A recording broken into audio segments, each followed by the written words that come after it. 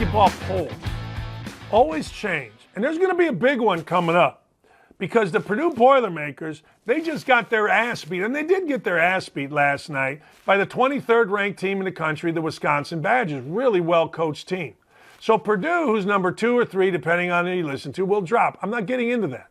That's going to happen. I'm going to give you some teams that maybe you don't know about.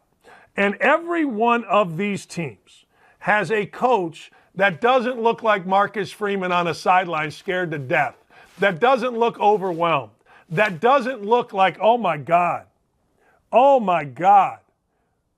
Marcus Freeman standing there had no idea what the hell, the game was too fast for him. But remember, this is a man who was Daryl Hazel's defensive coordinator at Purdue. So he's really good. All right, let's go through it. Iowa State got beat by Baylor and dropped 3 points. Now, if you want to be smart and you're going to sit around the water cooler, do this. Say, you know what? I think Iowa State is really well coached. I think Iowa State is a team to watch in the NCAA tournament.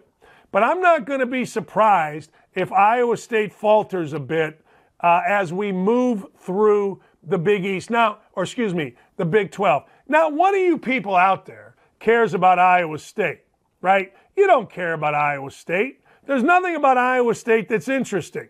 The only thing interesting about Iowa State is their fans for really, I don't understand the reason. They're nuts in Hilton Coliseum. And then their fans on Twitter, stupidly last night, who are all Iowa State people, thought that I was broadcasting the Iowa-Maryland game. Just stupid. What are you going to do? I mean, I don't know what to tell you, but I'm sitting at home and guys are, Dakich, you suck. I'm like, yeah, I suck. Okay, whatever. But Iowa State, to me, in their next 5 games, Texas Tech, at Oklahoma, at Kansas, Texas, and Texas A&M, big test, beat the hell out of Memphis. They're going to drop out of the top 25. I love Ed Cooley. Ed Cooley is a guy you may not know. Ed Cooley is the coach at Providence. And Ed Cooley, sometimes a name says who you are. Ed Cooley's just cool. Ed Cooley at Providence is the exact opposite of most coaches. What do you mean by that, Dan? Ed Cooley walks it, he talks it, he's smart, he's interesting, he legitimately cares about people. Ed Cooley is one of those guys that I would send my son to play for. Now, my son's too old, and Ed Cooley wouldn't want him, but I would have loved my son to have played for him. Ed Cooley tonight plays Marquette. I'm a big fan of Providence basketball. 2 reasons. Number one, Providence basketball is tough. Providence basketball plays hard. I don't know one player on Providence basketball. They used to have a guy named David Duke. Remember that name? The Grand Dragon or whatever the hell it is of the Ku Klux Klan back in the day. Well, I think he's in the NBA now. So I don't know anybody on Providence, but I know this. When I look at programs, I look at the coaches. And Ed Cooley at Providence, they got a big one tonight at Marquette. Ed Cooley and his team have lost 1 game, and that was to Virginia. If they played that game over, they would probably win. They've got Marquette at Marquette, St. John's at home, and then they've got Creighton on the road.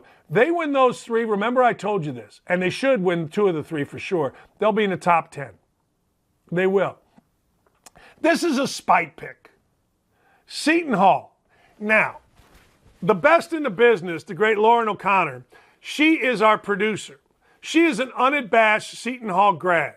She is an unabashed Seton Hall rooter. She will send pictures of where she's sitting at a Seton Hall game. Seton Hall tonight plays at Butler. I'm going to get into that game in a minute. But Seton Hall went down 9 spots in the coaches' poll. Seton Hall has had guys out. Now, when you are looking at college basketball, you got to kind of be careful. You got to kind of be careful because, frankly, so many guys are out on so many teams. And the truth of the matter is, It really doesn't matter until we get to tournaments, whether it's conference tournaments or whether it is NCAA tournaments. Seton Hall is going to be very, very good because most of their players have had COVID.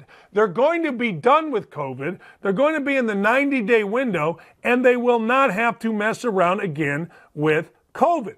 Seton Hall lost to Providence. Everybody loses to Providence. Seton Hall lost then at home to Villanova. Seton Hall is going to play Butler tonight. Most of their players are back.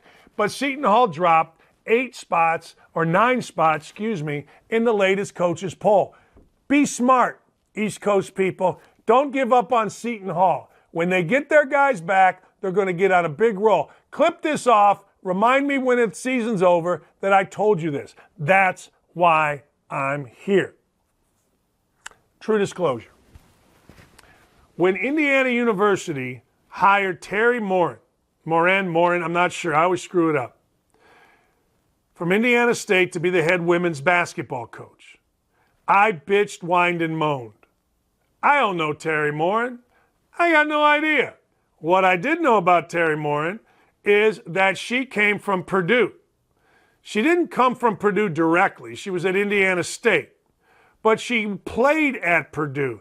And to me, when I'm hiring a basketball coach at Indiana University, men, women, dogs, cats, don't care, club sport, I ain't hiring somebody that has any connection at all to Purdue.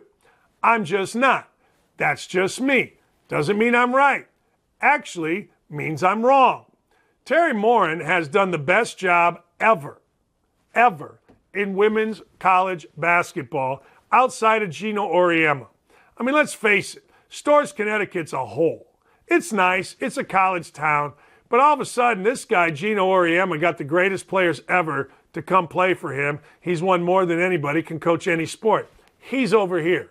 Teri Moren is right there. She took over a program that was in scandal. She took over a program that had a bunch of problems. She not only took over the program, but she made it great. In fact, not only did she make it great, she made it better than it's ever been. That's not saying much. When I was in college, the player of the year in the Big Ten was pregnant. True story. Denise Jackson was a great player. Came out later, not only did she win, was an All-American, she was pregnant. That's, the only player to ever be the player of the year in the Big Ten out of Indiana. Nobody goes to Indiana women's basketball games before Teri Moren.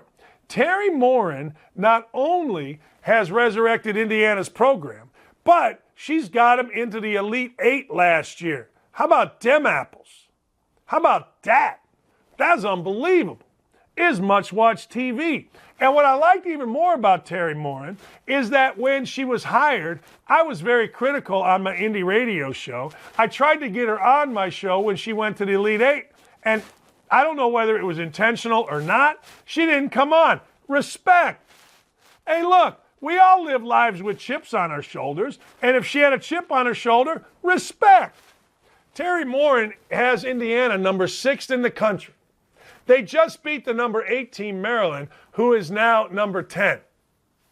Maryland's coach is a legend. Teri Moren is becoming a legend. If you get a chance and you want to watch really good women's hoops, check out Indiana on the Big Ten Network. They're really good. They're really fun, and they got crowds now. It ain't bad. I told my wife the other day, we're going to go down to the Indiana-Ohio State men's game on Thursday, but I told her, and this is the first time ever, some Sunday we need to drive down to Bloomington because women's basketball, I think, is normally played on Sundays, or it was. I got to look. Times are all different now. We got to go down and watch a women's game. They're fun. I'm all in. And I like the fact, I hope Teri Moren keeps snubbing me because I like chips on shoulders. I'm still bitching about things that happened in my life 30 years ago. I don't care. Everybody praises Michael Jordan for having all these chips on his shoulder. We're all not allowed to? How do you think I went from being a guy that died at birth, got revived, has one leg smaller than the other, ended up playing at the greatest basketball school in the country at the time, Indiana, and ended up being one of only 2 all-time, 2-time captains for Bob Knight? You got to have a chip on your shoulder. You got to have some sack. I like it out of Teri Moren.